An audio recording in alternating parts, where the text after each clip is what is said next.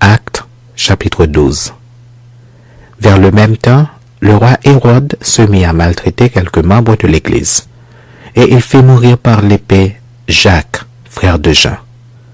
Voyant que cela était agréable aux Juifs, il fit encore arrêter Pierre. C'était pendant les jours des pains sans levain. Après l'avoir saisi et jeté en prison, il le mit sous la garde de 4 escouades de 4 soldats chacune, avec l'intention de le faire comparaître devant le peuple après la Pâque. Pierre donc était gardé dans la prison et l'Église ne cessait d'adresser pour lui des prières à Dieu. La nuit qui précéda le jour où Hérode allait le faire comparaître, Pierre, lié de 2 chaînes, dormait entre 2 soldats, et des sentinelles devant la porte gardaient la prison. Et voici, un ange du Seigneur survint et une lumière brilla dans la prison.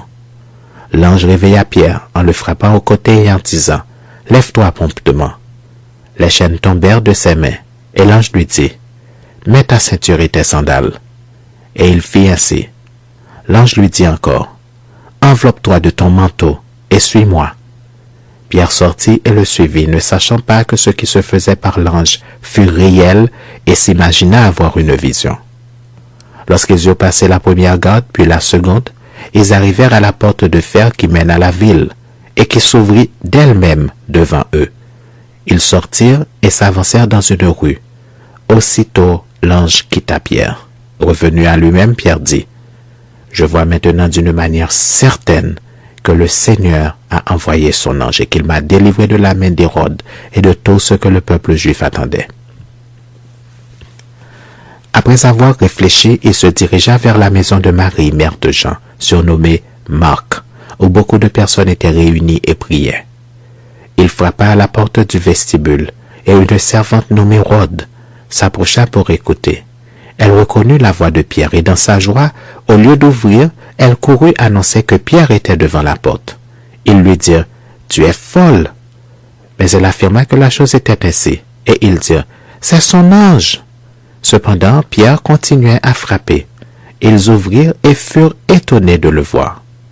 Pierre, leur ayant de la main fait signe de se taire, leur raconta comment le Seigneur l'avait tiré de la prison et il dit « Annoncez-le à Jacques et aux frères. » Puis il sortit et s'en alla dans un autre lieu. Quand il fit jour, les soldats furent dans une grande agitation pour savoir ce que Pierre était devenu. Hérode s'étant mis à sa recherche et ne l'ayant pas trouvé, interrogea les gardes et donna l'ordre de les mener au supplice. Ensuite il descendit de la Judée à Césarée pour y séjourner. Hérode avait des dispositions hostiles à l'égard des Tyriens et des Sidoniens.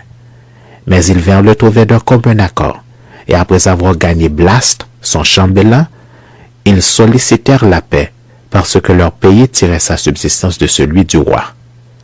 À un jour fixé, Hérode, revêtu de ses habits royaux et assis sur son trône, les harangua publiquement. Le peuple s'écria « Voix de Dieu et non d'un homme !» Au même instant, un ange du Seigneur le frappa parce qu'il n'avait pas donné gloire à Dieu, et il expira rongé de vers. Cependant, la parole de Dieu se répandait de plus en plus, et le nombre des disciples augmentait. Barnabas et Saul, après s'être acquittés de leur message, s'en retournèrent de Jérusalem, emmenant avec eux Jean, surnommé Marc.